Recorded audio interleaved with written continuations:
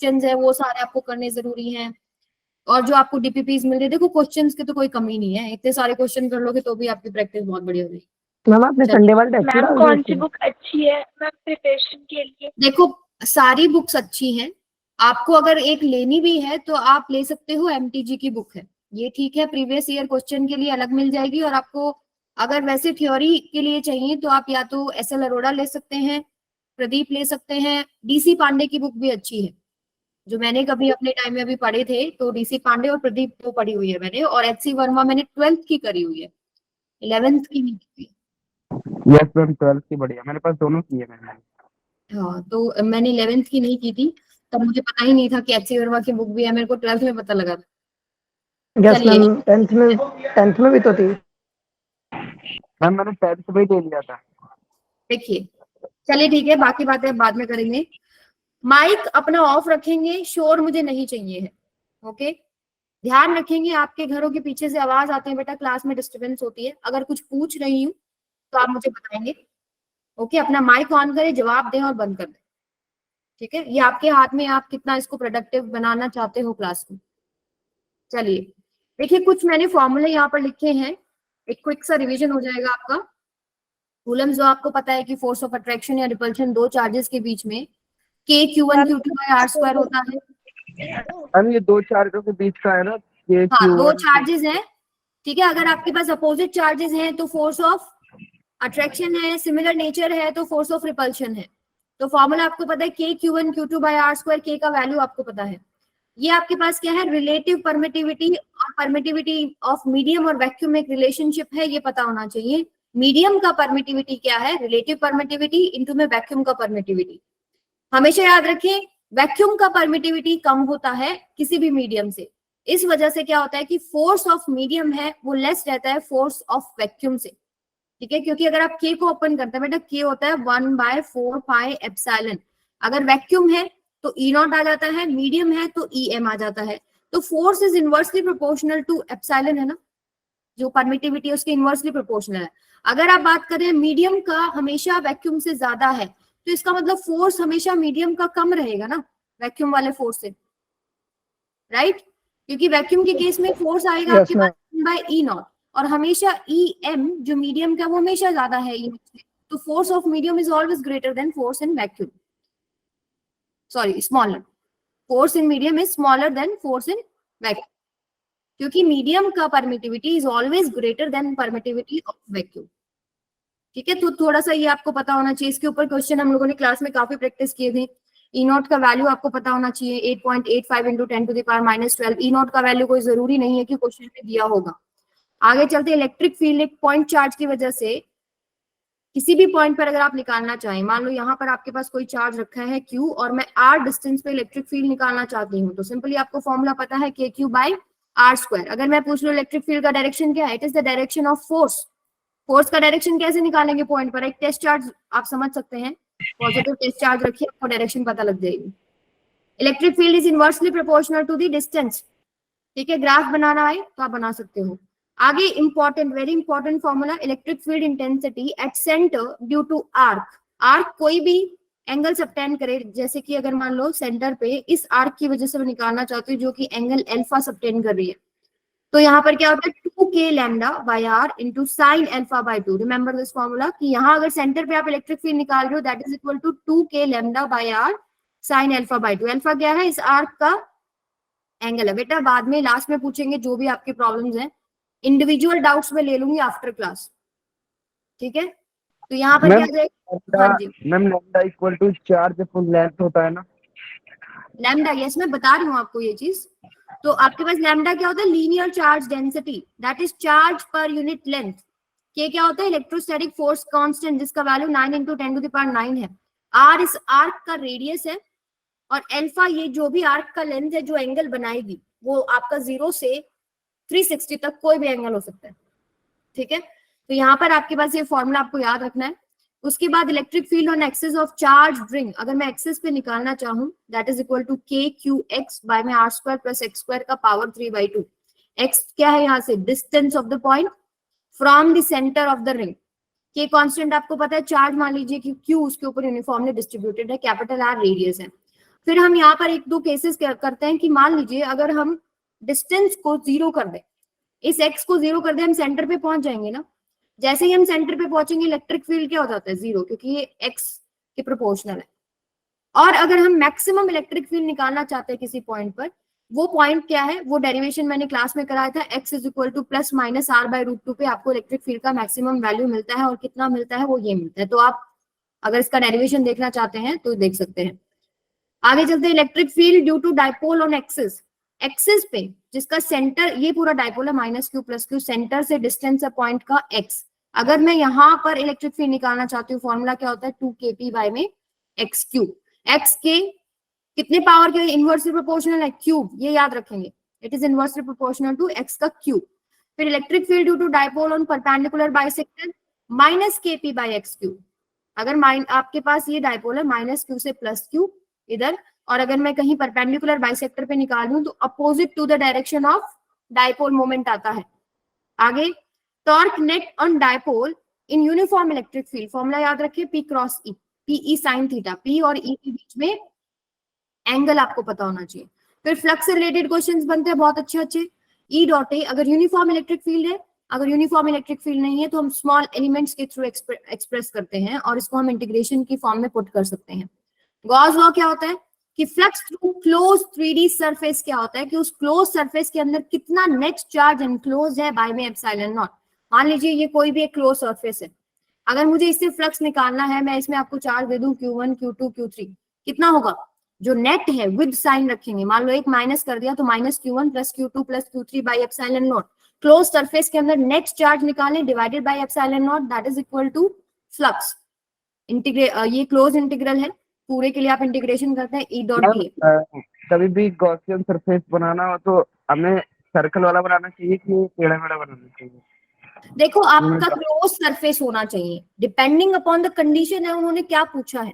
कोई जरूरी नहीं है कि आपको सर्कल बनाना है, बट हमारा जो गॉस लॉ की कंडीशन है, गॉस लॉ लगता हर जगह है, लेकिन गॉस लॉ हमारे लिए यूजफुल जब है जब सिमेट्रिक है, क्योंकि हमको जब सारी चीजें हम डराइव करते हैं तो सिमेट्रिक नेचर आपको लग रहा है ना, दैट विल हेल्प यू अगर आपको इलेक्ट्रिक फील्ड निकालना पड़े तो। अगर मेरे को सिर्फ चार्ज को देख के करना है तो इजी है, लेकिन मुझे इसको देख के इलेक्ट्रिक फील्ड निकालना है तो मेरे लिए मुश्किल हो जाएगा। तो हम सरफेस ऐसा चूज करते हैं जो सिमेट्रिक हो, वहां यूजफुल है। सॉल्व ये भी हो जाएगा बट हमारे लिए प्रैक्टिकल नहीं है, ठीक है। तभी हम लोग देखो कौन कौन से डिस्कस करते हैं, स्फीयर का करते हैं, हमारा इलेक्ट्रिक फील्ड और एरिया के बीच में एंगल कितना होता है, 0 होता है, या तो 0 होता है या 90 होता है, ये वाले केसेस हम लोग करते हैं, ऐसा सरफेस हम चूज करते हैं, ठीक है। फिर आता है हमारे पास electric field due to plane charge uniform infinite sheet, very important, σ/2 epsilon naught, ठीक है।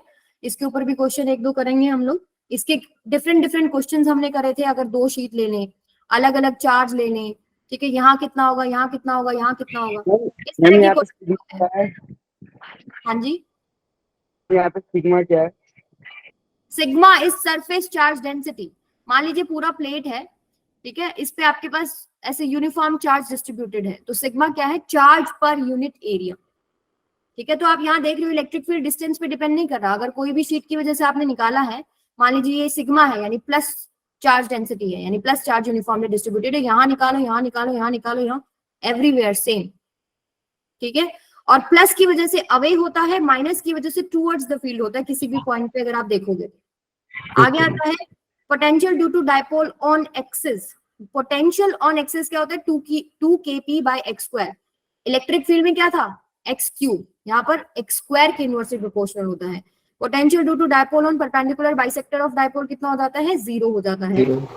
इलेक्ट्रिक फील्ड और पोटेंशियल में relationship delta V is equal to -E.Δr। Minus sign क्यों होता है, क्योंकि potential in the direction of field decrease होता है। dV for small potential change, dV is equal to E.dr। और अगर आपको इंटीग्रल फॉर्म में निकालना हो, आप टोटल निकालना चाहते हैं तो delta V is equal to integration of E.dr। इस पे भी हम क्वेश्चन करेंगे। ये एक पूरा सेटअप है, एक टेबल है, मेरे पास एक बुक थी उसके अंदर से मैंने लिया है, इसमें आपने सारे कंपेयर कर रखे हैं। देखो अगर हम देखें यहाँ पर जो पहला है, पॉइंट चार्ज की वजह से KQ/R² inversely proportional to R², ठीक है। अगर पोटेंशियल की बात करें तो KQ/R होता है, तो आप रिलेट करके इलेक्ट्रिक फील्ड और पोटेंशियल को याद रख सकते हैं। ये इसका ग्राफ हो गया। यूनिफॉर्मली चार्ज शेल, हाँ जी, ये टेबल मेरे पास भी है सेम। मेरे को आपकी आवाज समझ में नहीं आ रही बेटा। मैम ये टेबल मेरे पास भी है। हाँ, ये डीसी पांडे बुक है मेरे पास, उसमें से मैंने लिया है। ठीक है, तो आप इसको याद रख सकते हैं इसके थ्रू। यहाँ पर देखिए यूनिफॉर्मली चार्ज स्फेरिकल शेल है। ठीक है, यूनिफॉर्म चार्ज शेल की बात करते हैं तो इलेक्ट्रिक फील्ड इनसाइड 0 होता है। और अगर आप कोई भी एक शेल ले रहे हैं और अगर किस सरफेस की बात करें और एक आउटसाइड, आउटसाइड पे कैसे लेते हैं हम लोग, सारा चार्ज आप इस पे मान लो, और यहाँ से मान लो इसके ऊपर क्यू चार्ज है, इसके सेंटर पे क्यू मान लो, ये जो डिस्टेंस ये है आर। जैसे कि एक पॉइंट चार्ज वाला फॉर्मूला दिख रहा है ना आपको, वैसा ही ये फॉर्मूला होता है के क्यू बाय में आर स्क्वायर। और अगर सरफेस की बात करें तो यहाँ पर सरफेस में स्मॉल आर की जगह क्या आ जाएगा, कैपिटल आर। आप पोटेंशियल को कंपेयर कर सकते हैं। देखो पोटेंशियल इनसाइड 0 नहीं होता है, कांस्टेंट होता है, जितना सरफेस पे होता है उतना ही इनसाइड होता है।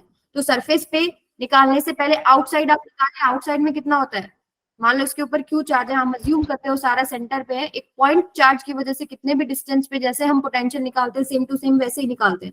इसके रिलेटेड हमने क्वेश्चन करे थे ना बहुत सारे। यस आर आ जाएगा, कितना हो जाएगा, K Q by small R. Correct. अगर सरफेस पे निकालना है तो के क्यू बाय में कैपिटल आर।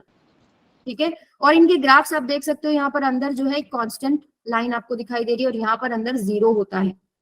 तो आप देखोगे यहाँ पर सब सेम सेम सा है, यहाँ पर इलेक्ट्रिक फील्ड बस 0 है इनसाइड, लेकिन यहाँ पोटेंशियल कांस्टेंट रहता है, जो सरफेस पे है वो भी इनसाइड है। ऐसे ही आप सॉलिड वाला करते हैं, सॉलिड में एक केस बदल जाता है, कौन सा बदलता है, इनसाइड वाला। ठीक है, देखो यहाँ पर आप चेक कर सकते हो, इलेक्ट्रिक फील्ड के केस में इनसाइड में डायरेक्टली प्रोपोर्शनल टू आर आता है, जिसकी वजह से ये ग्राफ बनता है आपका। और जैसे ही आप बाहर चले जाते हैं सरफेस पे, वो आपके पास inversely proportional to r square हो जाता है। पोटेंशियल की बात करें तो इनसाइड आपका जो कंडीशन है वो इस तरीके से रिलेटेड है, माइनस ऑफ आर स्क्वायर के प्रोपोर्शनल है। अगर आप ये मान रहे हो स्फीयर, तो यहाँ मान लो कोई भी सेंटर है आपका, यहाँ से कोई भी आप पॉइंट पे देख रहे हो, इनसाइड पोटेंशियल देख रहे हो, that is minus R square के प्रोपोर्शनल, जिसकी वजह से नेचर ऑफ द ग्राफ बनता है इस तरीके से। और जैसे ही सरफेस के बाहर निकले इस तरीके से बन गया। क्लियर है, फॉर्मूला आप याद रख सकते हो, K Q by R Q 1.5 R square minus 0.5 R square. अगर मैं सेंटर पे चली जाऊं, आर को 0 कर दूं, तो मेरे पास सेंटर पे पोटेंशियल 1.5 गुना ज्यादा हो जाता है सरफेस से। राइट, करा था ना ये चीज हम लोगों ने। यस अगर मैं आर को 0 कर दूंगी ना तो ये चीज 0 हो जाएगी, और आर स्क्वायर से आर क्यूब कटेगा, एक आर बचेगा, के क्यू बाई आर बचेगा, जो कि सरफेस पे होता है। यानी कि आपके पास सेंटर की बात करें तो 1.5 टाइम्स ऑफ दी सरफेस हो जाता है। This is also very important point actually, जो कि आपको हेल्प कर सकता है किसी ना किसी क्वेश्चन में। अब बात करते हैं रिंग। देखो रिंग का मैंने अभी आपको बना के भी दिखाया था, ये फॉर्मूला होता है। लेकिन पोटेंशियल की बात करें, देखो इलेक्ट्रिक फील्ड इनसाइड रिंग 0 होता है, लेकिन पोटेंशियल 0 नहीं होता। फॉर्मूला क्या होता है, के क्यू बाय में R square plus X square. ठीक है, जैसे अगर ये आपके पास रिंग है और यहाँ निकाल रहे हो तो एक्स तो यही है, लेकिन अब सेंटर पे 0 नहीं होगा, क्योंकि आपके पास न्यूमरेटर में कोई एक्स नहीं है। नीचे वाला टर्म को 0 करने से पूरा टर्म 0 नहीं हो रहा है, तो पोटेंशियल आपके पास कांस्टेंट रहेगा, जो सरफेस पे है वही। इससे रिलेटेड भी हम क्वेश्चन करेंगे। और ये आप इनफाइनाइट लॉन्ग लाइन चार्ज की वजह से lambda by 2 pi epsilon naught R, इसका भी मैंने आपको एक क्वेश्चन कराया था। अगर मान लीजिए ऐसे यूनिफॉर्मली चार्ज डिस्ट्रीब्यूटेड है और यहाँ आपको निकालना है, तो आप यूजिंग इंटीग्रेशन आप निकाल सकते हो, छोटे छोटे एलिमेंट्स लेके, इसमें कोई दिक्कत नहीं है। आगे चलते हैं, क्वेश्चन शुरू करते हैं। देखो मोस्टली मैंने सारी चीजें उसमें ऐड कर दी हैं, मे बी एक दो स्किप हो गई हो, बट जरूरी मैंने सारी ऐड कर दी है। आगे चलते हैं। Charge of 4 microcoulomb is to be divided into 2, distance between the two divided charges is constant, magnitude of the divided charges so that force between them is maximum will be। आपके पास 2 minute है, solve कीजिए।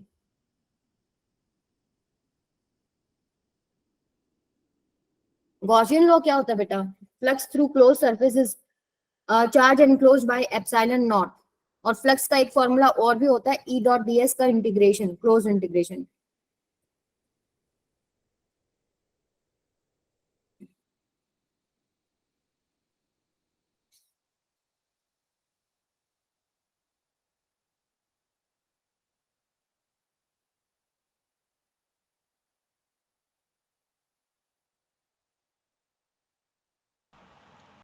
Ma'am B.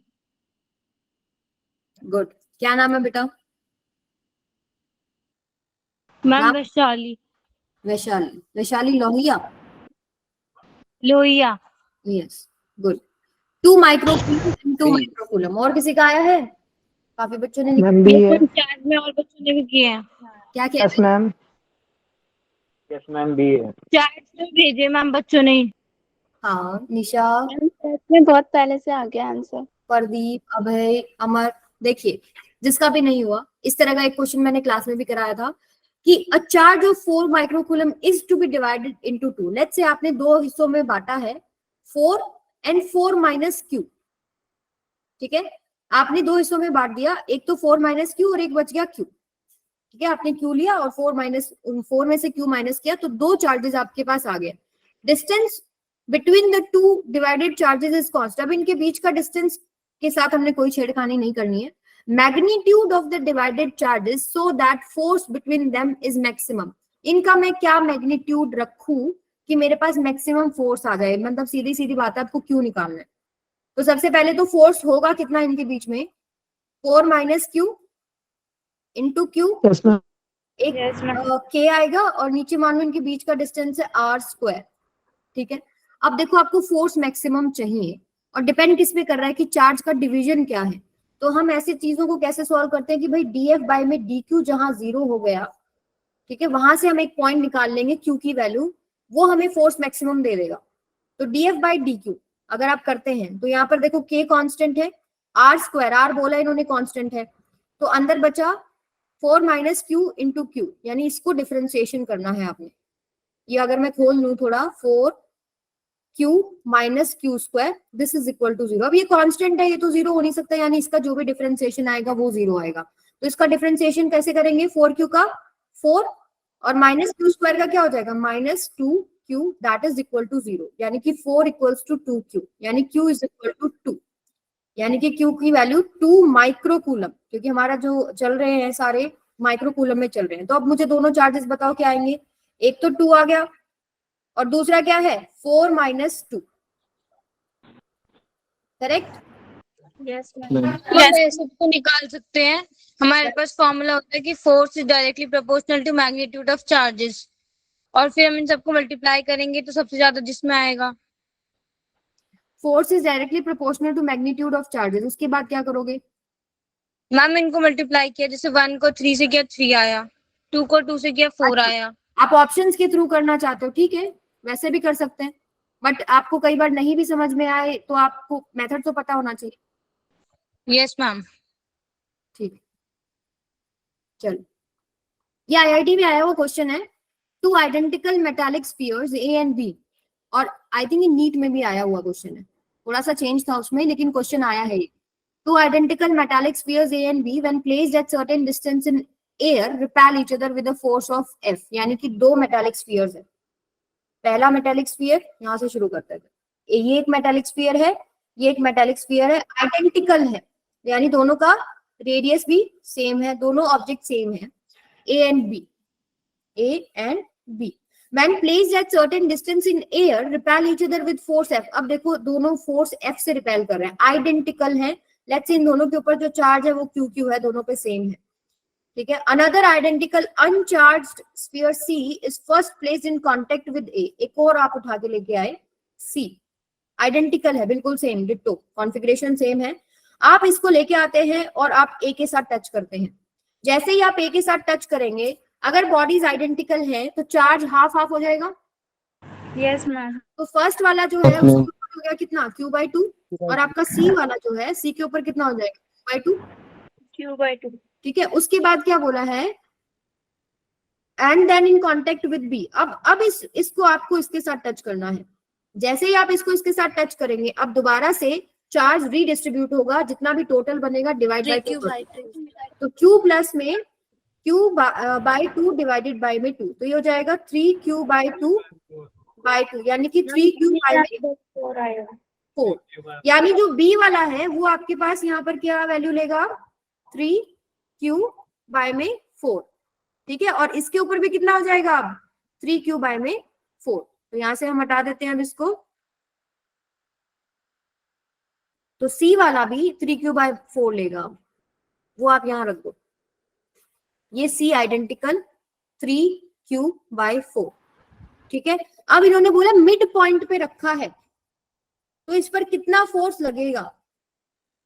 आप force तो निकाल सकते हो ना। ये Q/2 है, ये 3Q/4, इसके ऊपर 3Q/4 चार्ज है, तीनों आइडेंटिकल है। तो आप इनको ऐसे सोच सकते हो कि यहाँ पर Q/2 है, यहाँ पर 3Q/4 है चार्ज, यहाँ पर 3Q/4 है। तो ये Q/2 एक पॉजिटिव चार्ज को इधर रिपेल करेगा, इसको F1 मान लो, और ये 3Q/4 इसको इधर रिपेल करेगा, F2 मान लो। तो आपको बेसिकली निकालना क्या है? इन दोनों का डिफरेंस निकालना है ना। Net Yes, ma'am. The force experience by sphere C will be, initially इनके बीच में कितना फोर्स है वो लिख लीजिए, वो होगा KQ² बाय में R²। ठीक है, ये पूरा जो डिस्टेंस है वो R है। ठीक है, और ये सेंटर तक का जो डिस्टेंस है जहां आपने C रखा है ये R/2 है। अब आपको डिस्टेंसेस पता है, आपको चार्जेस पता है, आप F1 और F2 का डिफरेंस निकाल के बताओ कितना आंसर आएगा।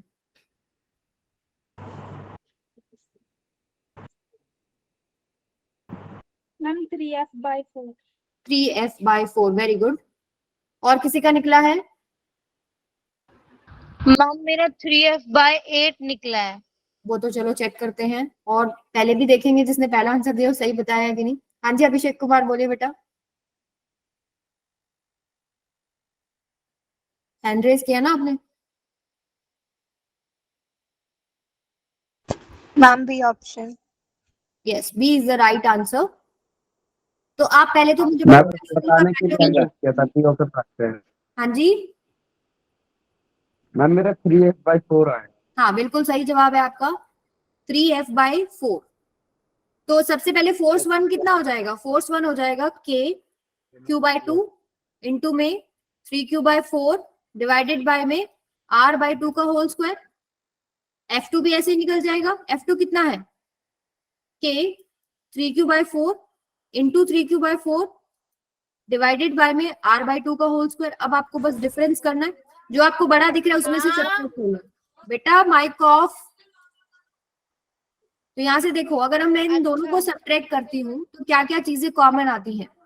एक तो नीचे से R/2 का होल स्क्वायर कॉमन आ रहा है, ऊपर से आपके पास क्या कॉमन आ रहा है? 3Q/4 कॉमन आ रहा है। जो बच गया वो लिख लीजिए। बच गया क्या? इधर बच गया 3Q/4 माइनस में इधर क्या बच गया? Q/2। अब आपको इसको बस सॉल्व करना है। ठीक है, तो ये क्या हो जाएगा आपके पास? 3Q/4, नीचे आएगा R²/4, ये हो जाएगा 4 LCM 3Q माइनस में 2Q। ये 4 से 4 तो कैंसिल हो गया। ठीक है, इसका मैं फाइनल इधर लिख रही हूँ, F2 माइनस में F1। ये बच रहा है ऊपर 3Q इंटू Q बाय में, नीचे बच रहा है 4R²। अब देखो, और एक K भी चल रहा होगा ना, K तो आएगा ही, ठंडा है ये आएगा। अब ये देखिए, माइक बंद करो प्लीज।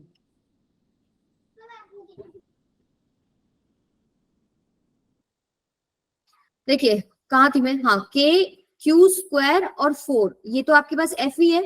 तो F2 माइनस F1 यानी जो नया फोर्स अब बन रहा है, जो C के ऊपर एक्सपीरियंस हो रहा है, वो फोर्स कितना है? 3/4 टाइम्स ऑफ F। ये आंसर। क्लियर है सबको? Yes, ma'am. ओके, अपना माइक अब ऑफ रखेंगे। चलिए नेक्स्ट क्वेश्चन कीजिए, ये भी आपका प्रीवियस ईयर क्वेश्चन ही है। Two particles A and B having charges 20 microcoulomb and minus 5 microcoulomb respectively are held fixed with a separation of 5 centimeter. At what position a third charge particle should be placed so that it does not experience a net electric force? कहां पर रखिए कि उसके ऊपर कोई net electric force नहीं आए? 4 आपके पास ऑप्शन है, 2 मिनट है आपके पास, सॉल्व कीजिए। 2 मिनट से ज्यादा का क्वेश्चन नहीं है।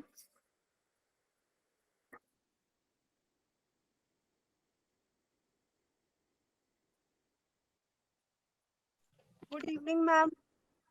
हाँ जी, बहुत लेट आए बेटा। Sorry ma'am. ओके, अभी क्वेश्चन सॉल्व करो चलो। D option. मुझे तो लगा 5:30 से क्लास स्टार्ट है। नहीं नहीं, कितना ऑप्शन आया और मेरे को चैट बॉक्स में लिख के बताया करो।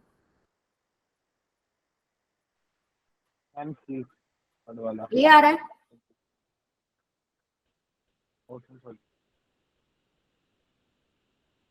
देखिए क्वेश्चन आसान है। पर कॉन्सेप्ट स्ट्रांग होना चाहिए। देखो यहीं पर मैं इसी डायग्राम में, मैम इसमें Q1 Q2 by R square वाला फॉर्मूला लगेगा ना? हाँ बिल्कुल फोर्स लगेगा ना, फोर्स ही तो पूछा है, इलेक्ट्रिक फील्ड नहीं पूछा, फोर्स पूछा है। तो थर्ड पार्टिकल आप कहाँ रखो, देखो थर्ड हम सेंटर में नहीं रख सकते। पहली बात प्लस की वजह से उस पर फोर्स लगेगा इधर, और माइनस की वजह से भी इधर लगेगा, तो यहाँ तो जीरो तो नहीं हो सकता। सिमिलरली हम बड़े चार्ज की तरफ भी नहीं रख सकते, बड़े चार्ज की तरफ भी मैम हमारे नेट फोर्स पूछ रहा है क्या? कितना है, छोटे चार्ज की तरफ आपको रखना पड़ेगा। ये चीज हमने क्वेश्चन भी सॉल्व करेंगे, हम स्मॉलर चार्ज की तरफ रखते हैं। तो यहाँ पर आपका ये डिस्टेंस मान लो x है, इस पे फोर्स लगेगा इसकी वजह से, a वाले की वजह से इस तरफ, इसको FA ले लो, और -5 की वजह से इधर लगेगा, इसको FB ले लो। अब आपको क्या क्या चाहिए, x चाहिए।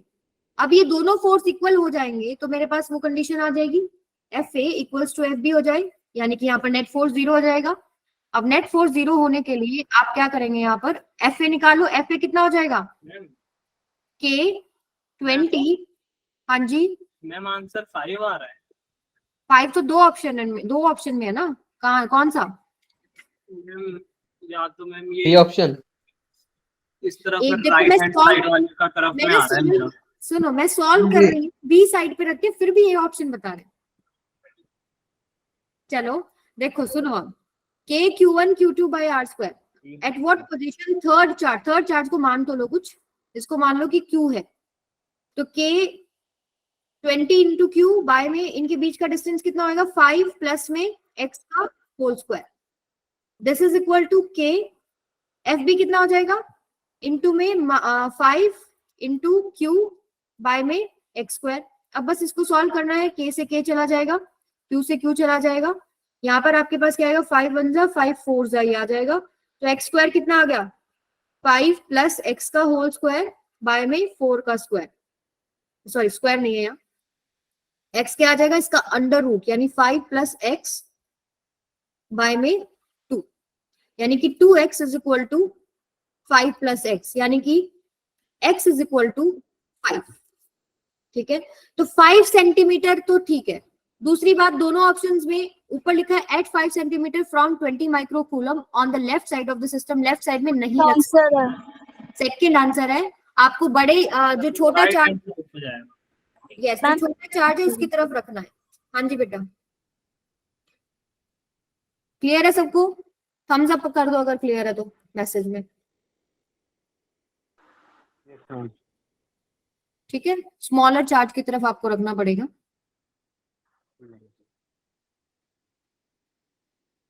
हाँ जी, किसी को डाउट है तो पूछ लो, हैंड रेस करो, पूछ लो। क्रिएटिविटी क्रिएटिविटी, चलिए मैम एक बार रिपीट कर दीजिए ये वाला। देखिए, आपको इस तरह के क्वेश्चंस मैंने कराए थे स्टार्टिंग ऑफ दी चैप्टर जब हुआ था, कि आपको दो चार्जेस का कॉम्बिनेशन दे रखा होगा, पूछ लेंगे थर्ड चार्ज कहाँ रखिए कि उस पर नेट फोर्स 0 हो जाए या नेट इलेक्ट्रिक फील्ड 0 हो जाए, दोनों तरह के क्वेश्चन बन सकते हैं। तो अब पहली बात, हम सेंटर में नहीं रख सकते, आप देख रहे हो प्लस की वजह से अवे आपका फोर्स लगेगा, माइनस की वजह से अवे लगेगा, क्या ये नेट 0 हो सकता है जब दोनों का डायरेक्शन सेम है, दोनों का डायरेक्शन अपोजिट होना पड़ेगा, राइट। अब आप दो इधर आउटसाइड में दोनों तरफ रख सकते हो, इधर भी रख सकते हो इधर भी रख सकते हो, लेकिन बड़े वाले चार्ज की तरफ हम नहीं रखते हैं। उसका रीजन मैंने पूरा एक्सप्लेन आपको किया था कि आप बड़े चार्ज की तरफ रख रहे हो, मान लो तो बड़े चार्ज 20 यानी फोर्स जो ए लगेगा ना उसके ऊपर, वो आएगा आपके पास के, वो लगेगा 20 की वजह से, और उसका बीच का जो डिस्टेंस है वो भी कम है। मान लो यहाँ पर ये एक्स होता, ये एक्स होता, तो एक्स भी कम है और 20 भी कम है, ये हो गया एफ ए जो आपका लेफ्ट साइड में लग रहा है।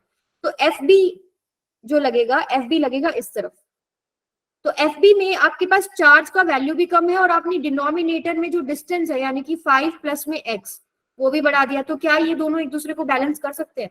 ये क्वांटिटी तो बहुत बड़ी जा रही है और ये क्वांटिटी छोटी जा रही है, ये बैलेंस नहीं हो सकते। पर इस तरफ बैलेंस हो सकते हैं, क्योंकि छोटे वाला मैग्नीट्यूड था चार्ज का, तो मैंने डिस्टेंस डिनोमिनेटर में छोटा कर दिया सो दैट उसका नेट फोर्स बढ़ जाए, तो वहां वो बैलेंस हो सकते हैं, इसलिए हम छोटे वाले चार्ज की तरफ रखते हैं। क्लियर है अभी? Yes yes ma'am.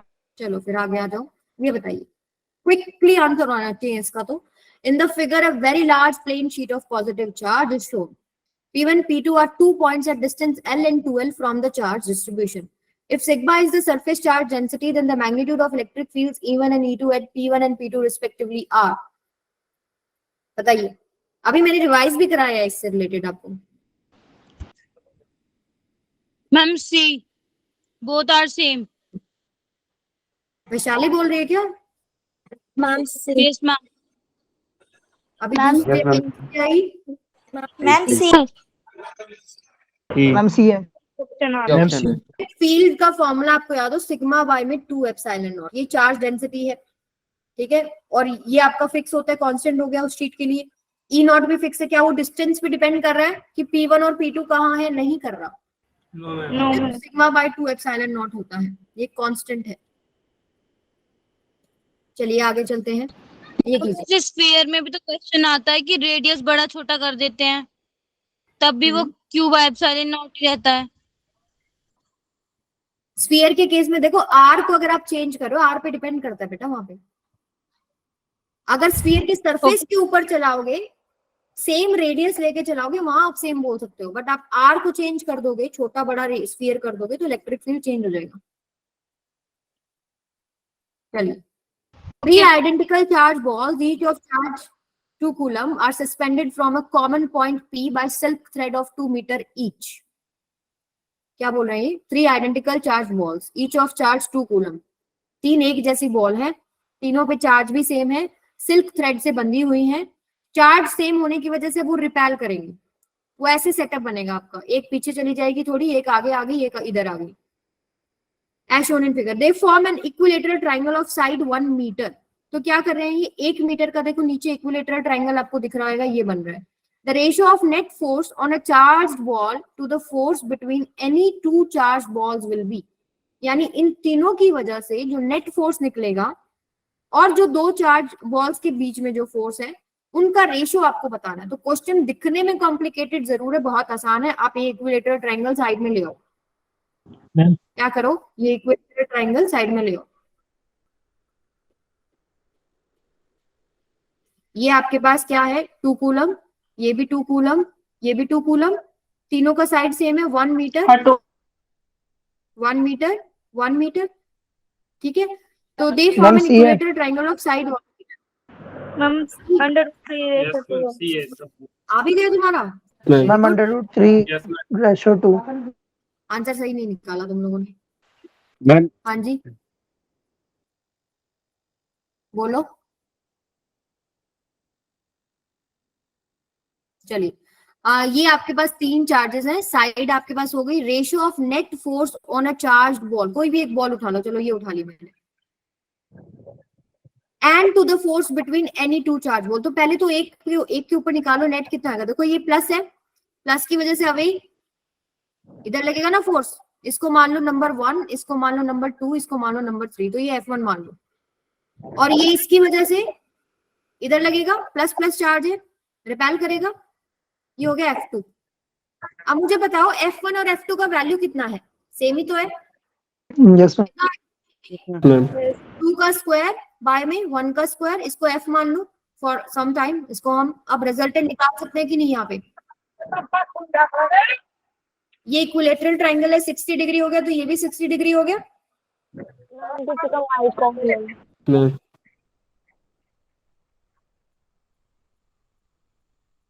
अब की बार आपका माइक ऑफ नहीं होना चाहिए, नहीं मैं रिमूव कर दूंगी। ऑन नहीं होना चाहिए, सॉरी, नहीं मैं क्लास से रिमूव कर दूंगी, ठीक है। ये F1 okay ma'am, mic off है। नहीं, माइक ऑफ नहीं। चलिए, ये F1 मैम माइक ऑन। अच्छा ठीक है, अब क्वेश्चन पे आ जाओ। ये F1 ये F2 हो गया, दोनों सेम है, इनका आपको रिजल्टेंट निकालना है, ठीक है। तो रिजल्टेंट क्या होएगा? √F1, अगर मैं मैग्नीट्यूड की बात करूं, F1 का स्क्वायर प्लस में F2 का स्क्वायर प्लस में 2F1 F2 कोस थीटा, यही होता है ना? बता दो कितना आ गया? ये √3F।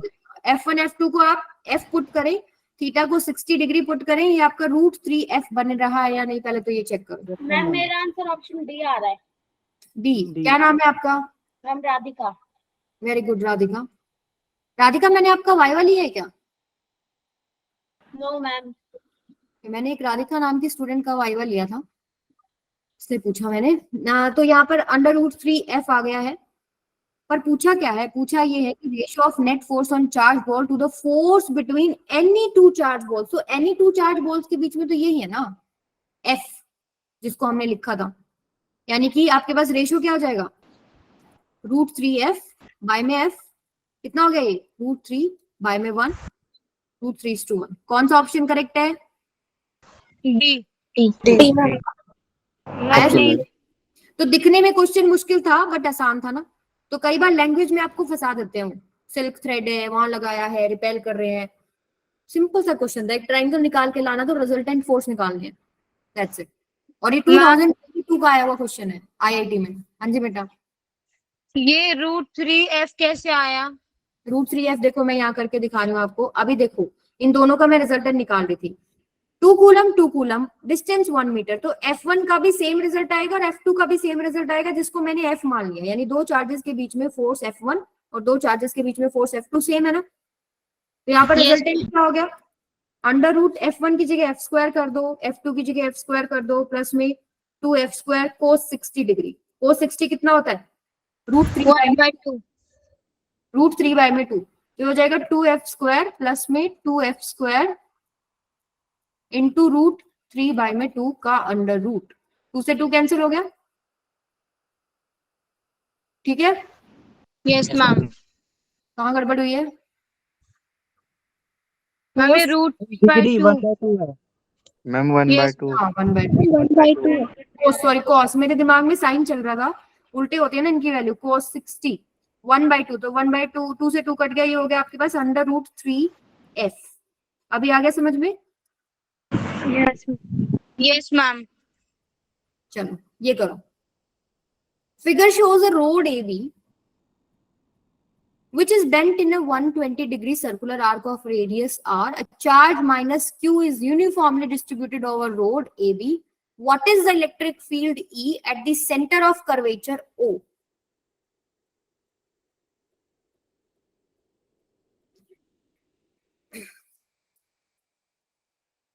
Solve it. आपके पास 2 मिनट है। सभी बच्चे सॉल्व करेंगे, कोशिश करें, कोशिश करने वालों की हार नहीं होती।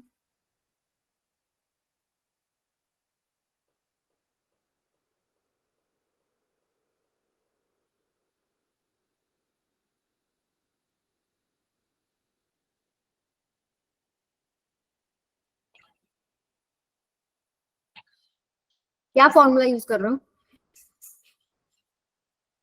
अभी बताया मैम, था 2k QA by sin alpha by 2। lambda upon 2 into Yes. sin आपके पास फॉर्मूला क्या होता है, 2k lambda by r lambda by R sine alpha by 2। This is your electric field at centre, यानी कि एट O, ठीक है, जो कि इस आर्क की वजह से होगा जिसके ऊपर चार्ज है। अभी एक बार चार्ज समझ लो कि दिमाग में पॉजिटिव है, ठीक है। हम जनरली डेरिवेशन भी पॉजिटिव के लिए करते हैं, और जो भी आंसर हमारा आएगा उसका नेगेटिव कर देना। अब जैसे यहाँ पर 2k का वैल्यू आपको पता है, चलो k ही रख लेते हैं। लैम्डा क्या होता है, charge per unit length. Charge per unit length, charge मान लो कितना है q। लेंथ कैसे निकालू मैं इसकी, ये लेंथ मुझे निकालनी है। ये एंगल थीटा है, तो थीटा इज इक्वल टू क्या होता है, आर्क लेंथ बाय में रेडियस होता है ना, radius ठीक है। तो L कितना हो जाएगा, थीटा इंटू आर। थीटा कितना है, 120 डिग्री। इसको रेडियन में कन्वर्ट करो, कितना आएगा, रेडियन में कन्वर्ट कीजिए, कितना आएगा, 2π/3 इंटू आर। ये आ गया आपके पास L, आर्क लेंथ आ गई आपके पास। इसको भी हम रख लेते हैं 2π/3 इंटू आर, और नीचे एक आर ऑलरेडी है। साइन 120 बाय में 2 यानी कि sine 60। This is your electric field. अब इसको आप थोड़ा सा खोल सकते हैं, जैसे कि R से R चला गया। K को भी आप खोल सकते हैं, 1/4πε0। 4 से 4 कैंसिल हो जाएगा, ये 2 और ये 2 तो चला ही जाएगा। K हट गया, Q आपके पास नीचे आएगा πε0, ये 3, ऊपर भी एक पाई है। एंड साइन 60 कितना होता है, √3/2। √3/2 है। यस, तो ये इलेक्ट्रिक फील्ड हो गया। पाई से भी पाई कैंसिल हो गया, के 1/4 पाई एप्सिलॉन नॉट। हाँ देखो यहाँ गड़बड़ करी है ना हम लोगों ने रखना क्या था, चार्ज पर यूनिट लेंथ। ये पूरा जो चीजें नीचे आएगी ना, लैम्डा क्या है बेटा, charge per unit length.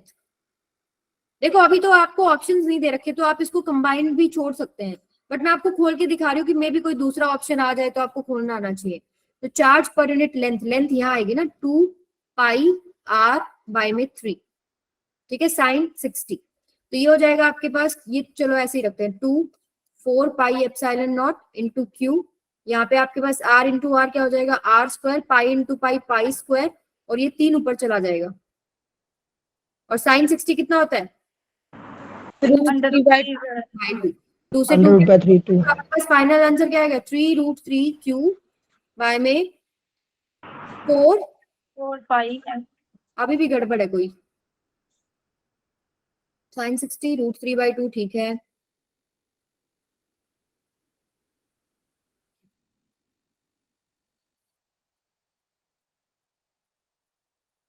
√3/2, ma'am वो साइन θ/2 है ना। हाँ वो तो ठीक है, साइन 60 की तो वैल्यू रखी है फिर हमने, 120/260 वो ठीक है, उसमें कोई गड़बड़ नहीं है, एंगल ठीक रखा है आप लोगों ने, ठीक है। मे बी यहाँ पर मैंने गलत लिखा हो, 2 भी ठीक है, 2 भी मैंने रखा है, के को 4 पाई एप्सिलॉन नॉट कर दिया, और चार्ज बाय में, अच्छा एक 2 ये भी तो था ना, एक 2 ये भी तो आएगा, ये वाला 2 मिस किया है, ठीक है। एक तो 2 इसका रख दिया, एक ये 2 आ गया, और के का 4 आ गया, एक 2 से 2 कैंसिल हो गया, ठीक है। अभी ये आ जाएगा 8, ये पाई स्क्वायर, ये आएगा एप्सिलॉन नॉट और आर, ये यस, ये रिजल्ट आपके पास आ गया। अब थोड़ा सा डायरेक्शन की बताओ, किधर डायरेक्शन होगा, डायरेक्शन अगर मान लो क्वेश्चन आपके पास आ गया अलग अलग आई जे के की फॉर्म में, तो डायरेक्शन क्या लिखोगे। देखो हम लोग, आपको याद हो तो एक एलिमेंट लेते थे ना ऐसे, लेट्स एक छोटा सा आपने एलिमेंट कंसिडर किया, तो ये आपके पास प्लस dq चार्ज है, तो प्लस dq चार्ज की वजह से इलेक्ट्रिक फील्ड ऐसे अवे होता है। फिर हम इसके कंपोनेंट करते हैं, एक इधर करते हैं और एक परपेंडिकुलर करते हैं। ऐसे ही इसका सिमेट्रिक कंपोनेंट होता है इधर, जिसका इलेक्ट्रिक फील्ड ऐसे जाता है, जिसके हम कंपोनेंट करते हैं, एक इधर आएगा और एक इधर आएगा। तो आपके पास परपेंडिकुलर कंपोनेंट्स तो कैंसिल आउट हो गए, सिर्फ आपके पास ये कंपोनेंट्स बच रहे हैं, जिनका जो सम है वो आप लोगों ने निकाला है। लेकिन यहाँ पर एक ट्विस्ट है, उन्होंने चार्ज क्या दे रखा है बेटा, -q, तो इलेक्ट्रिक फील्ड का डायरेक्शन क्या हो जाएगा, उल्टा। तो यहाँ पर जो फाइनल रिजल्ट आएगा उसमें आपके पास आई कैप आ जाएगा, ठीक है। तो आपका एक्चुअली में क्या आ रहे थे, सारे कंपोनेंट्स इधर आते हैं, अगर पॉजिटिव चार्ज होता तो, अब यहाँ ना आके आपके पास इलेक्ट्रिक फील्ड अपोजिट आएगा। तो प्लस समझ के सॉल्व कर ले, अगर अलग अलग चार्जेस आपको -q वगैरह दे रखे हो, प्लस करके सॉल्व करो, उसका डायरेक्शन उल्टा कर दो, बस इतनी सी बात है, ठीक है। चलिए ये क्वेश्चन कीजिए, कंसिडर द फोर्स F, कहाँ भाग रहे हो भाई तुम लोग, अभी तो क्वेश्चन प्रैक्टिस चल रहा है। Consider the force F on a charge Q due to uniformly charged spherical shell of radius r carrying charge Q distributed uniformly over it. Which one of the following statement is true for F if Q is placed at distance r from the center of shell? ये तो formula ही है वैसे तो, बता दो कितना होगा, क्या बोल रहे हैं, which one of the following statement is true for F if Q is placed at r from the center of the shell? एक शेल है और एक सेंटर से r डिस्टेंस पे रखा है, यहाँ पर Q चार्ज है, तो यहाँ पर पहले तो इलेक्ट्रिक फील्ड बताओ कितना होगा,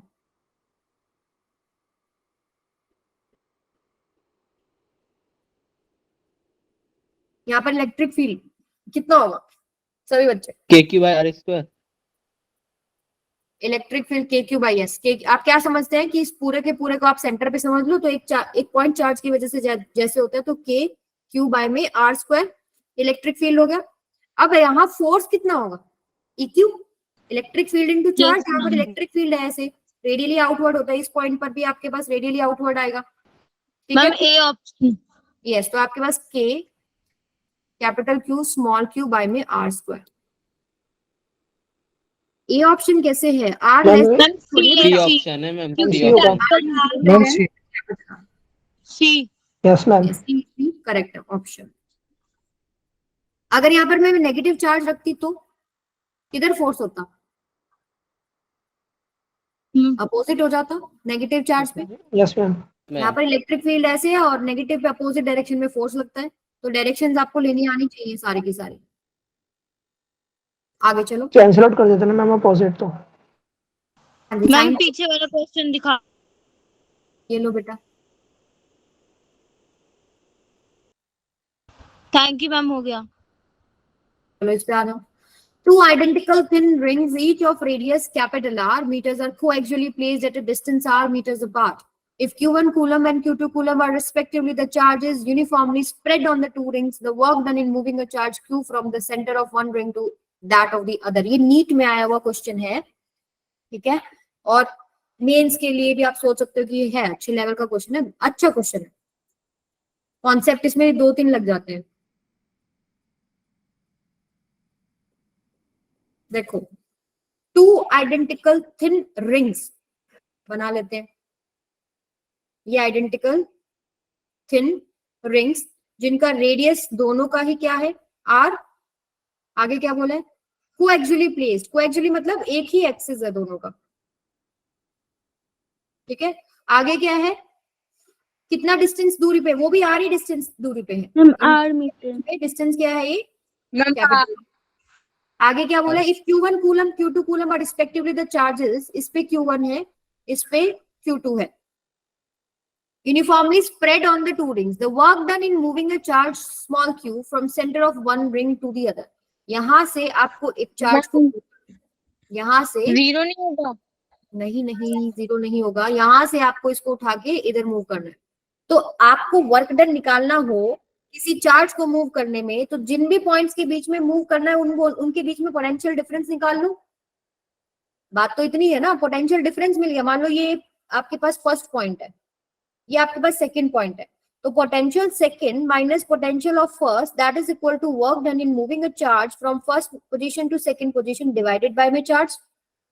वर्क डन निकालना है ना, मैम तो वर्क डन कितना हो जाएगा? वर्क Yes, डन हो ma'am. जाएगा आपके पास Q इंटू में V2 माइनस में V1। ये है कॉन्सेप्ट, ठीक है। अब पोटेंशियल डिफरेंस ढूंढना है, तो पोटेंशियल ड्यू टू रिंग पता है ना हमको, सेंटर पे भी पता है, और अगर किसी डिस्टेंस पे निकाल रही हूँ तो वो भी पता है। तो मैं सबसे पहले फर्स्ट पोजीशन पे पोटेंशियल डिफरेंस पोटेंशियल निकालना चाहती हूँ ड्यू टू दिस रिंग। तो एक तो इसका खुद का जो होता है फॉर्मूला, वो फॉर्मूला क्या होता है बेटा? मैम के क्यू बाय आर। के क्यू बाय आर। के क्यू बाय आर तो आपका वो हो गया ना आपके पास सेंटर पे। इसका जनरल फॉर्मूला मैं यहाँ ऊपर लिख देती हूँ। ये आपके पास क्या है? के क्यू बाय में under root R square plus में एक्स स्क्वायर, ठीक है। ये पोटेंशियल होता है due to ring on axis. अगर इसी एक्सिस पे अगर एक्स को 0 कर दे तो हम सेंटर पे पहुंच जाते हैं ना। तो सेंटर पे कितना हो जाता है? K Q by R. Yes you are right. एक तो आ गया हमारे पास के क्यू बाय में आर, लेकिन इस पॉइंट पर इस रिंग की वजह से भी होगा ना, ये तो इसके एक्सिस पे रखा है ना पॉइंट।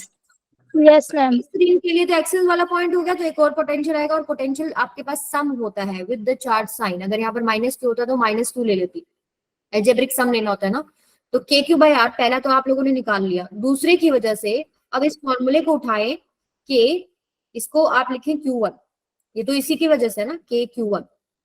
अब इसकी वजह से के Q2 बाय में under root R square plus X की जगह क्या रखूं?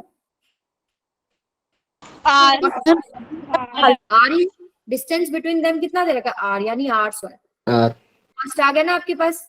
ये सॉल्व करोगे तो K Q by are plus में के Q1 बाय आर प्लस में के Q2 बाय में अंडर रूट 2R, ये आपके पास फर्स्ट आ गया।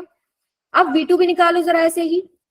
V2 के अब सेंटर पे उसी रिंग की वजह से फॉर्मूले में x को 0 कर दो, तो क्या हो जाएगा? के Q2 बाय में R प्लस, अब इस रिंग की वजह से यहाँ पर कितना होगा? वो एक्सिस पॉइंट हो गया ना उसका, x की जगह क्या है? Yes ma'am.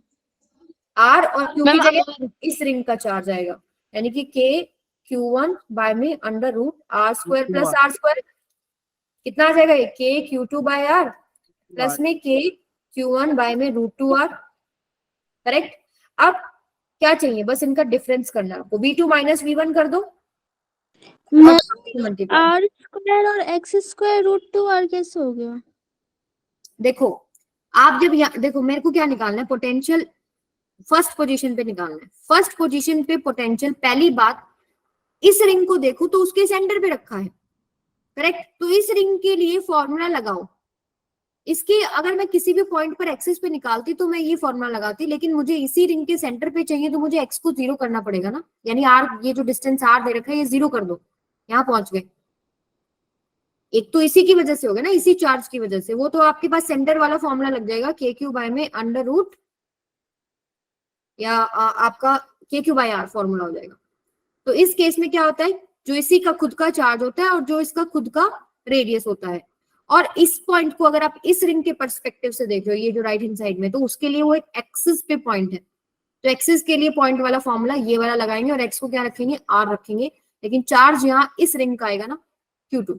तो सिमिलर केसेस है इसमें भी और इसमें भी। अब आपको बस डिफरेंस करना है, के Q2 बाय आर माइनस के Q1 बाय आर प्लस के Q2 बाय में अंडर रूट 2r माइनस के Q1 बाय में under root 2r, under root 2, yes, under root 2r।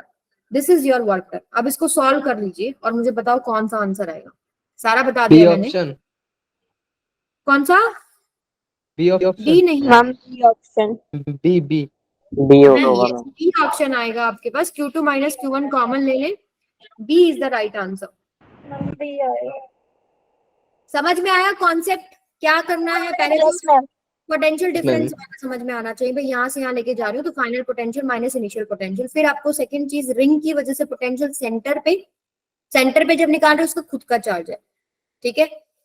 और मतलब आपको सिंपली ये फॉर्मूला याद रखना है, अगर सेंटर पे निकाल रहे हो तो इसका चार्ज, और अगर इस पॉइंट पर दूसरी रिंग की वजह से निकाल रहे हो तो फॉर्मूला ये यूज करें, दूसरी रिंग का चार्ज आएगा और उससे दूरी कितना है वो आ जाएगा। तो ये आपको पता होना चाहिए बेटा, ठीक है। ध्यान से देख लो, इंपॉर्टेंट क्वेश्चन है।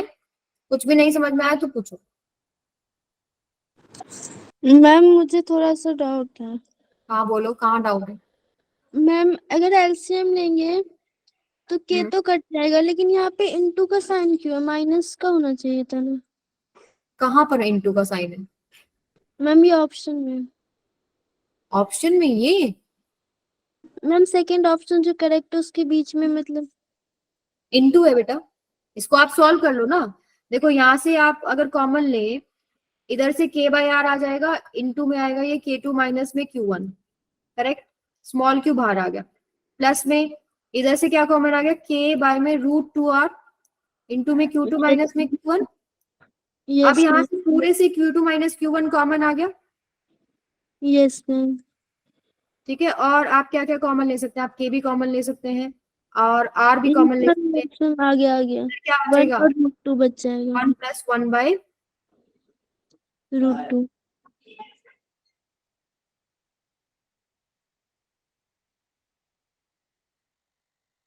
एक सेकंड रुको जरा, कहीं कुछ गड़बड़ तो नहीं की है। Q1 Q2 माइनस Q1, हाँ यहाँ पर 1 आएगा बेटा, ये 1 आएगा और ये 2 आएगा। आप इसमें से सब्ट्रैक्ट कर रहे हो ना, तो ये फर्स्ट में से ये वाला सेकंड, ये नंबरिंग में थोड़ा सा गड़बड़ हो गया, तो ये 1 आएगा और ये आपके पास 2 आएगा। तो आप Q2 माइनस Q1 कॉमन लेंगे तो यहाँ पर प्लस की जगह माइनस आ जाएगा, ये आपके पास रूट 2 आया समझ में। आप रूट 2 एलसीएम ले लो, फिर रूट 2 माइनस में 1, Q2 माइनस में Q1 मल्टीप्लाई में आ जाएगा। बस वो थोड़ा सब्ट्रैक्ट करने में वो 1 2 का हम सेम सीक्वेंस फॉलो कर रहे थे ना, लेकिन आपका टर्म्स में अलग अलग चीज है। देखो Q2 माइनस Q1 है, फिर ये Q1 में से Q2 माइनस है, ठीक है। यस मैम आ गया। Yes ma'am. ये तो हमने किया हुआ है। Charge Q is placed at a distance a by 2 above the center of the square surface of a HA. B B ma'am D है इसका आंसर। A आएगा, यस मैम, डी है। थोड़ा A आएगा, M B for ball. B for ball। देखो Gaussian surface consider करना होता है आपको, इसका पूरा गॉसियन सरफेस बना लेते हैं हम लोग ऐसे ऊपर, ऐसे ही बनाते हैं ना।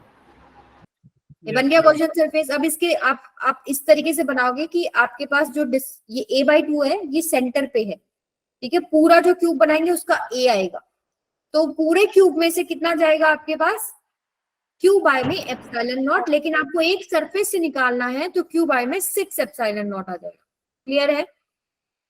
Yes ma'am. ये बताओ। 4 closed surfaces and corresponding charge distributions are shown below. Let the respective electric fluxes through the surfaces be phi1, phi2, phi3 and phi4. Then इनमें से क्या रिलेशनशिप करेक्ट है बताइए। Ma'am A is correct. Option बिल्कुल सही, क्योंकि जो surface के बाहर, क्लोज सरफेस के बाहर अगर चार्ज है तो वो हमारे पास फ्लक्स के अंदर काउंट नहीं होगा। लेकिन हमेशा याद रखें कि आपके पास phi is equal to Q enclosed लिखते हैं ना हम लोग, यस मैम। फाई में epsilon naught is equal to E dot ds।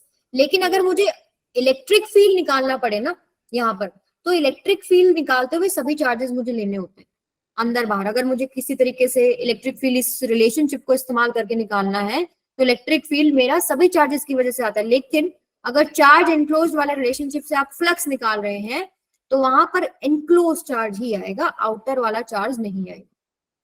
तो phi1 equals to phi2 is equal to phi3 equals to phi4। अंदर कितना चार्ज है, क्यू एनक्लोज 2q आ रहा है ना सब में, तो फ्लक्स आ जाएगा ये सभी केसेस में। ठीक है? Yes ma'am. Yes, ma'am. Yes ma'am.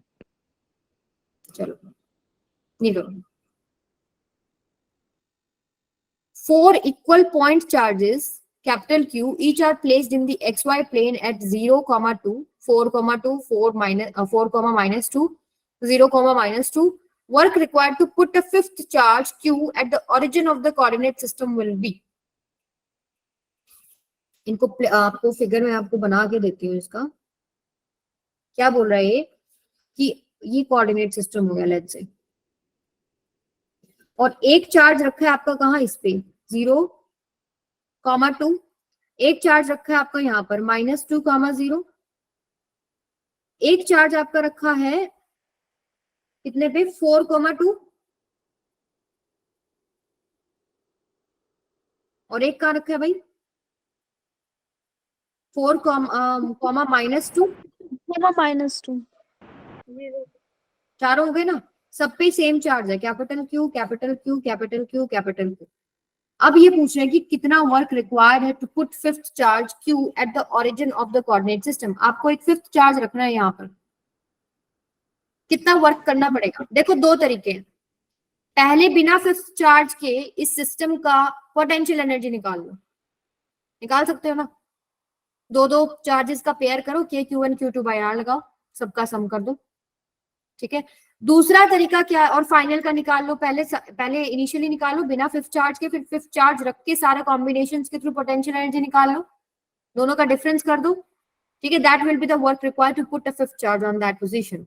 लेकिन दूसरा तरीका क्या है, इस पॉइंट पे आप सबकी वजह से क्या निकाल लो, पोटेंशियल निकाल सकते हैं ना। इसकी वजह से पोटेंशियल, इसकी वजह से पोटेंशियल, इसकी वजह से पोटेंशियल, इसकी वजह से पोटेंशियल, इनटू में चार्ज कर दोगे तो वर्क आ जाएगा।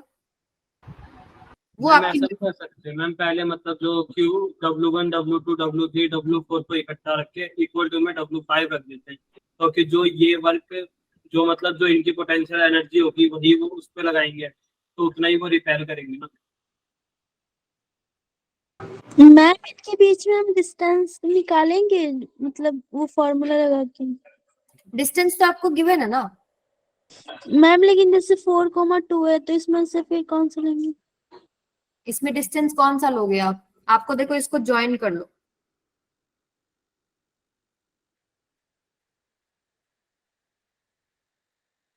ठीक है। अब ये दो चार्जेस के आपके पेयर बन रहे हैं ना, इसको अभी भूल जाओ, अभी हमने चार्ज नहीं रखा, तो एक ये पेयर बन रहा है, एक ये पेयर बन रहा है, एक ये पेयर बन रहा है, एक ये पेयर, 4, और ऐसे भी लोगे 2, 6 कॉम्बिनेशन आ गए। और जैसे ही फिफ्थ रखोगे 4 तो वो है ही, और ये भी है और ये भी है, 2 और आ जाएंगे, एक ये और ये भी और ये भी, तो इसमें नंबर ऑफ टर्म्स बहुत ज्यादा हो जाएगा। तो आप एक काम करो, यहाँ पर पोटेंशियल मान लो, मतलब इसकी वजह से पोटेंशियल निकालो कितना होगा। पोटेंशियल आप कैसे निकालते हो, के क्यू बाय में आर स्क्वायर। आर, के क्यू बाय में आर। QIR। अच्छा यस मैम। तो यहाँ पहले चार्ज की मैम वजह से 100 से किसी का। इसकी नंबरिंग कर लेते हैं 1 2 3 4, ठीक है। तो पहले चार्ज की वजह से नंबरिंग जो करी हमने, उसकी वजह से पोटेंशियल फर्स्ट वाला कितना हो जाएगा, के क्यू बाय में आर कितना है, 2 ले लूं, ये 2 Yes, यूनिट। ma'am. अब सेकंड की वजह से पोटेंशियल यहाँ कितना है, तो ये डिस्टेंस चाहिए आपको, मैम AR है।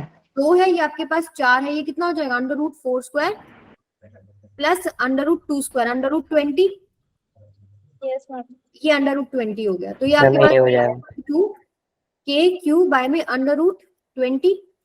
अब V3 कितना होगा, सेम के क्यू बाय में √20।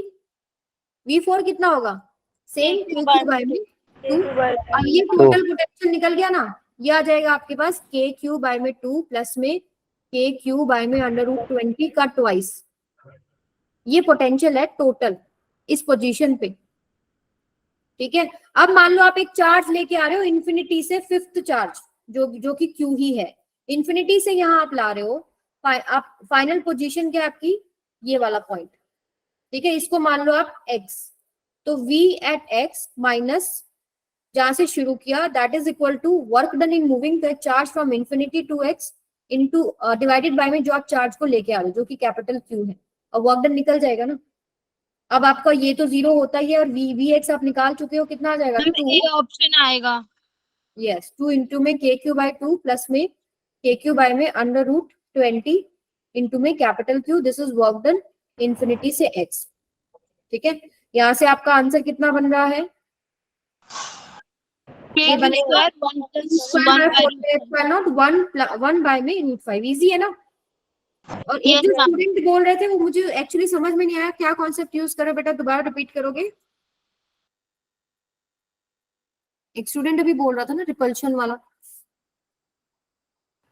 Yes ma'am. क्या बोल रहे थे, प्लीज रिपीट इट। मैम मतलब मैं ये कह रहा था कि जैसे कि पहले हम मतलब ना 2-2 के पेयर में निकाल लेते हैं, फिर 2-2 के पेयर में निकालने के बाद उन दोनों को प्लस कर देंगे, तो जितना फोर्स ये एक्सपीरियंस कर रहे हैं, मतलब है इनके पास जितना फोर्स, जो फिफ्थ चार्ज आएगा वो इनका फोर्स एक्सपीरियंस करके रिपेल करेगा, तो वही तो हमको लाना होगा, हमको उतना ही वर्क डन निकालना है। सिस्टम रिपेल नहीं कर रहा ना, सिस्टम तो आपका स्टेबल है यहाँ पर। आपका यहाँ पर मान लो इसकी वजह से इसका इधर रिपल्शन हो रहा है, इसकी वजह से इधर रिपल्शन हो रहा है, तो दे आर नॉट मूविंग अभी के लिए। मैम आप ये जो तो बोल रहे हो, आप ये बोल रहे हो ना, मैं समझ गई, आप बोल रहे हो पोटेंशियल एनर्जी निकाल रहे हो आप एक्चुअली में, 2-2 का पेयर करके, इसका निकाल लिया, इसका निकाल लिया, इसका निकाल लिया, इसका निकाल लिया, ऐसे कर रहे हो। ये भी निकाल लोगे, ये भी सारे पेयर्स लेने पड़ेंगे पर उसमें आपको। Yes ma'am. हाँ, तो फिर आप बोल रहे हो कि आपका जो फिफ्थ वाला वर्क डन होगा वो हो जाएगा आपके पास equal to combination of all these, और आप निकालते हो u final minus u initial. Yes ma'am. हाँ, तो ऐसे पोटेंशियल एनर्जी का तो मैं आपको बोल रही हूँ कि आप ऐसे भी कर सकते हो, उसमें फिर आपको सारी टर्म्स देनी पड़ेंगी। Yes ma'am. मैम मैंने ऐसे ही क्वेश्चन करा था, मेन का था वो जे। अच्छा, हाँ, नहीं, वो उससे भी कर फाइनल माइनस इनिशियल करके भी कर सकते हैं, तो जो आपका डिफरेंस आएगा वही वर्क डन होगा। यस डेफिनेटली, मैं स्टार्टिंग में यही बोल रही थी, पर मुझे रिपल्शन वाला पॉइंट आपका समझ में नहीं आया था। वो रिपल्शन की, यस, आप ऐसे बोलोगे रिपल्शन की अगेंस्ट आप काम कर रहे हो। Yes ma'am. मैम बस वही Yes, थोड़ा ठीक ऊपर नीचे हो गई लैंग्वेज। ठीक है, बिल्कुल ठीक है। चलो ये बताओ, a point dipole P is equal to minus P naught x cap is kept at the origin. The potential and electric field due to this dipole on the y axis at a distance d are respectively. बताओ, आसान सा question है। क्या बोल रहा है कि एक पॉइंट डायपोल है, माइनस क्यू प्लस क्यू, ये डायपोल बन गया, और डायरेक्शन क्या है, minus P not x cap. तो यहाँ पर आप ऐसे समझ लो कि यहाँ आपके पास नेगेटिव चार्ज है, यहाँ प्लस, तो यहाँ से आपका इधर डायरेक्शन है P naught. The potential at electric field due to this dipole on the Y axis at a distance D R, at a distance D on Y axis. इस distance पे आपको निकालना है, क्या क्या निकालना है, इलेक्ट्रिक फील्ड निकालना है और पोटेंशियल निकाला। देखो पोटेंशियल तो परपेंडिकुलर बाइसेक्टर ऑफ डाइपोल पे होता ही 0 है, तो 2 ऑप्शन तो Yes. वैसे ही करेंगे। Yes ma'am. मैम ठीक है, दूसरा इलेक्ट्रिक फील्ड। अब इलेक्ट्रिक फील्ड का पहली बार डायरेक्शन बताना क्या होगा। इलेक्ट्रिक फील्ड का डायरेक्शन अपोजिट टू दिस, इस तरफ होगा पहली बार डायरेक्शन की बात। और वैल्यू कितना होता है, हो जाएगा।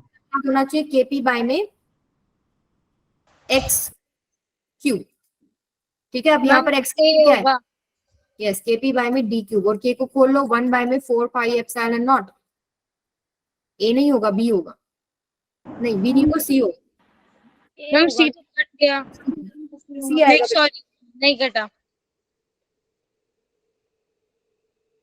मैम माइनस साइन नहीं आएगा। पॉजिटिव Yes, साइड जा रहा है तो माइनस को ही आ रहा है। नहीं ठीक है, वो आप ठीक बोल रहे हो, वो अपोजिट डायरेक्शन में है ना, तो यस ये आएगा आपका।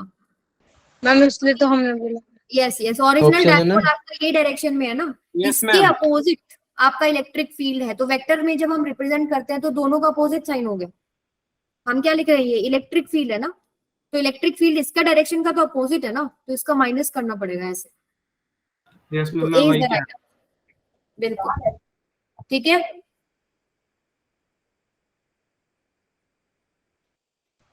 चलिए यस मैम। एक मिनट मुझे देखने दो आगे और कौन से क्वेश्चंस हैं जो मुझे कराने जरूरी है आपको। बहुत सारे क्वेश्चन लेके आई थी आज मैं। ये बताओ चलो, electric field of 1000 volt per meter is applied to an electric dipole at an angle of 45 degree. The value of electric dipole moment is 10 to the power minus 29 coulomb meter. What is the potential energy of the electric dipole? कितना होगा? Potential energy का formula क्या होता है? Ma'am change in potential into Q भी कर सकते हैं, जो कि वर्क के बराबर होता है। माइनस पी डॉट ई, यही तो लेते हो। Yes ma'am. Yes ma'am.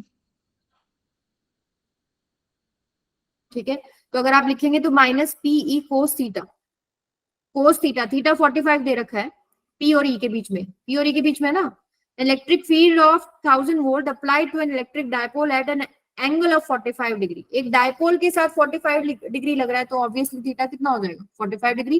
Value of electric dipole moment, P भी दे रखा है, ई भी दे रखा है, थीटा भी दे रखा है, निकाल लोगे। सॉल्व करके देख लेना, मैं अभी आपको हिंट दे रही हूँ। इसका आंसर आपके पास आ जाएगा -7, मैम बी।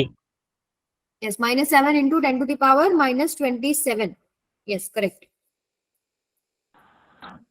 ठीक है, एक मुझे ma'am. आपको स्पीड से रिलेटेड क्वेश्चन कराना था, ये वाला क्या। In free space, a particle A of charge 1 microcoulomb is held fixed at the point P. Another particle B of the same charge and mass 4 microgram is kept at a distance of 1 mm from P. If B is released, then its velocity at a distance of 9 mm from P कितना होगा?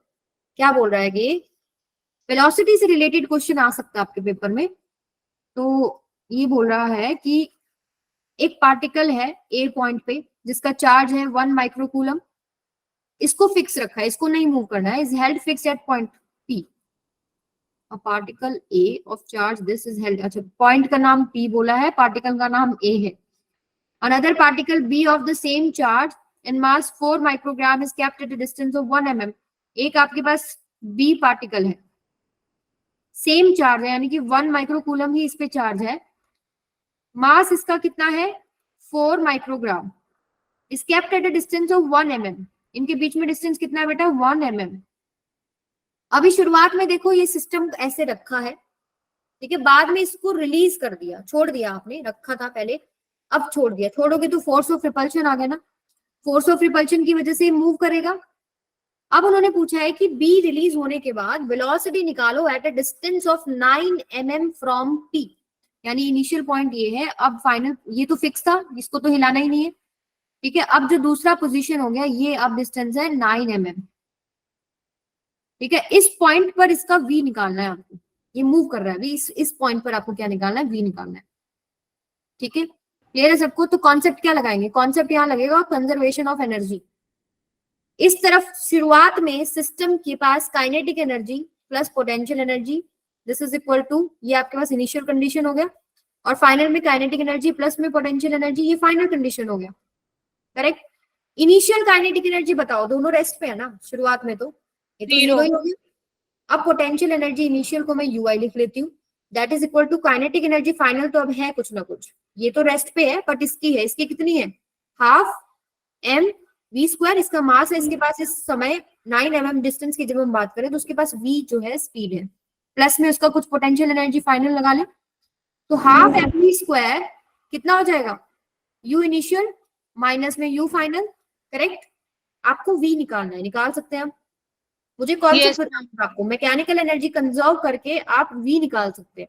इस तरह का कोई question आए तो अब आप सॉल्व कर सकते हो। अब ui तो आप निकाल सकते हैं, इस पे चार्ज आपको पता है, इनके बीच में डिस्टेंस पता है, क्या होता है k q1 q2 यानी 1 micro coulomb 10 into 10 1 into 10 to the power minus 6 का स्क्वायर कर दूं, डिवाइडेड बाय में 1 10 to the power minus 3 कर लो इसको, 1 mm डिस्टेंस।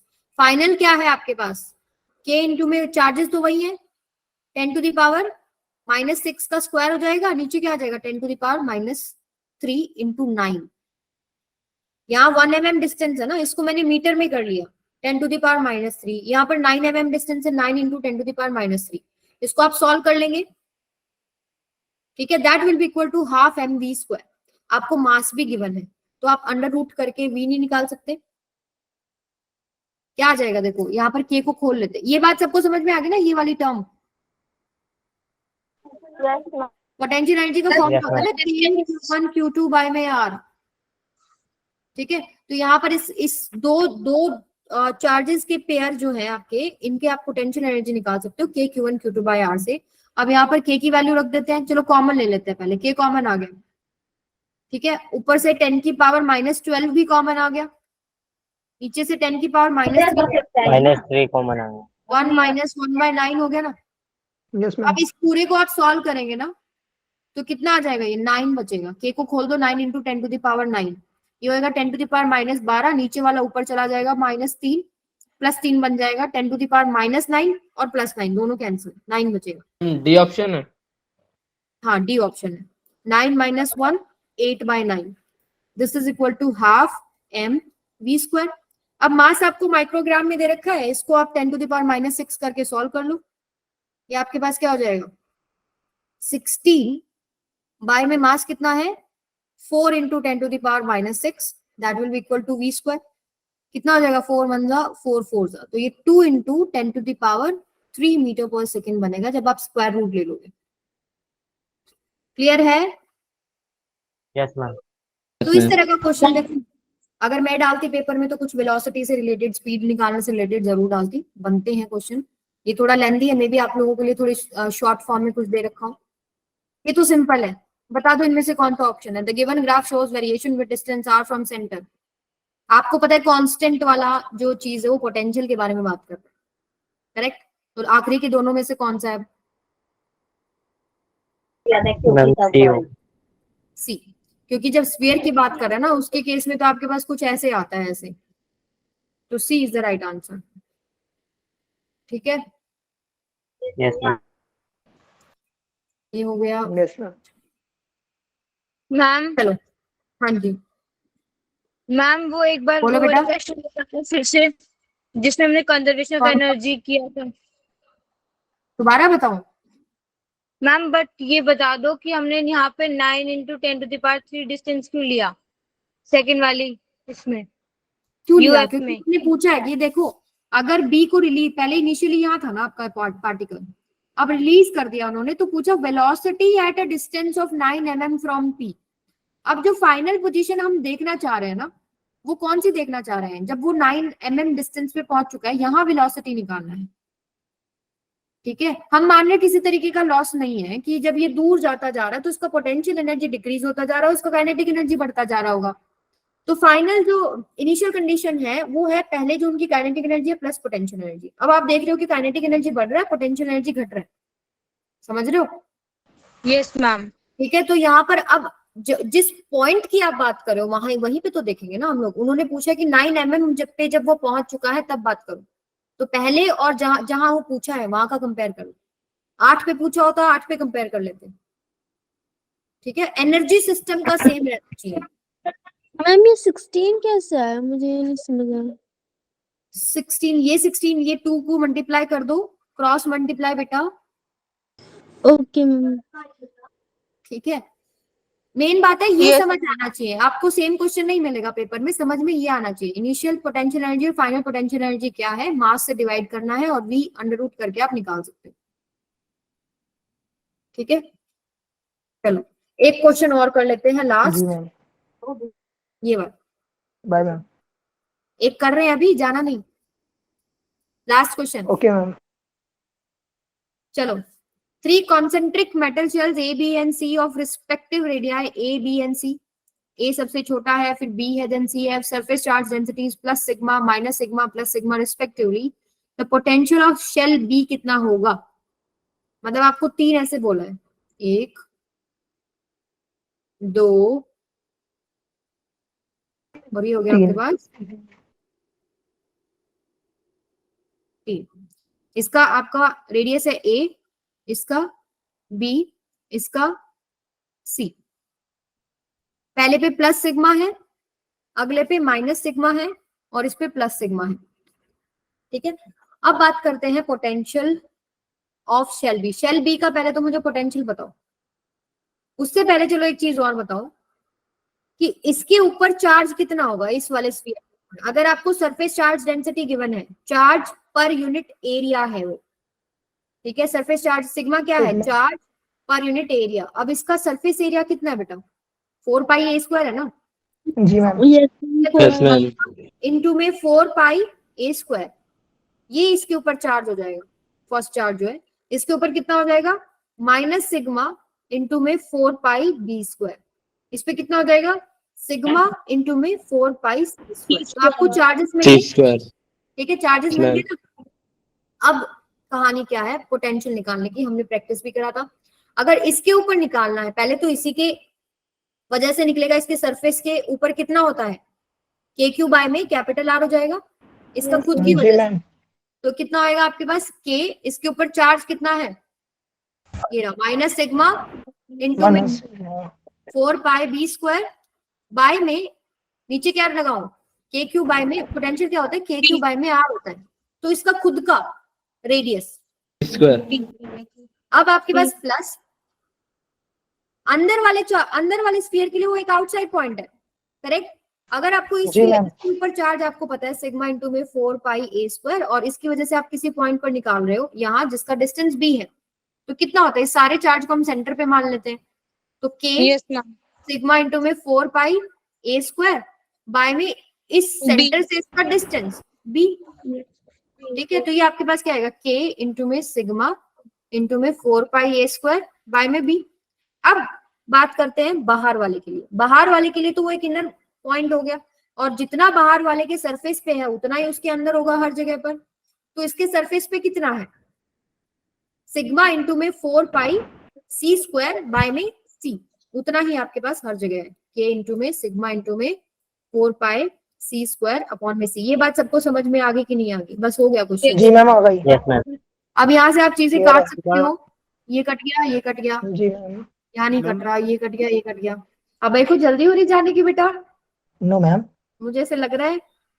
अच्छा नहीं। के भी कॉमन आ गया, के का वैल्यू 1/4 पाई एप्सिलॉन नॉट, अंदर क्या आ जाएगा माइनस सिग्मा, सिग्मा भी कॉमन ले लीजिए, सिग्मा भी कॉमन ले लो, ये लो। अब यहाँ कितना बचेगा, बी, इधर कितना बचेगा, plus A square by B, ये माइनस बी है, plus A square by B, plus में कितना बचेगा सी, ठीक है। अब देखो 4 पाई से 4 पाई कट गया, Ma'am, B आएगा. एप्सिलॉन नॉट इनमें सी को अलग कर लो, मैम बी ऑफ और बी आपके पास एलसीएम बी से माइनस में बी एलसीएम लेंगे तो कितना आएगा, इसको माइनस में बी स्क्वायर, बी आया समझ में। Yes, तो अगर ma'am. आप मैम ऑप्शन नंबर बी, करें, option number B is correct. Yes option B. अगर आप लोगों ने, आप ये क्वेश्चंस कर पा रहे हैं आज वाले, तो आप एक्चुअली आईआईटी मेंस के क्वेश्चंस निकाल रहे हो आज, और नीट के भी इसमें क्वेश्चंस हैं, तो मैम वही आप पूछना था, नीट के तो concept कम होंगे ना strong इससे होंगे। टफ। हाँ जी बेटा, नीट में तो इससे कम टफ आएंगे। नीट में आपका थोड़ा सा आप लगा लीजिए वो डायरेक्ट क्वेश्चंस होते हैं, बाकी क्वेश्चन ऐसे हैं जो दोनों पेपर में कॉमन है, कुछ थोड़े से मुश्किल लगे होंगे आपको। Yes, ये ma'am. आप इसका स्क्रीनशॉट ले लो, ये ट्राई करना, ठीक है। और नहीं मिले तो इंटरनेट पे देख लेना, मिल जाएगा। Okay, ma'am. ठीक है, ये मैंने आप लोगों को क्लास में कराया था, ये मैं नोट भेज दूंगी, आप लोग चेक कर लेना इसको। जी मैम। और Okay, ये ma'am. सारे क्वेश्चन हो गए हैं। क्या कह रहे हो बेटा? कुछ नहीं मैम, किसी का हैंड रेज है काफी हाँ, देर ये से, कर दे। एक काफी सेकंड। देर से।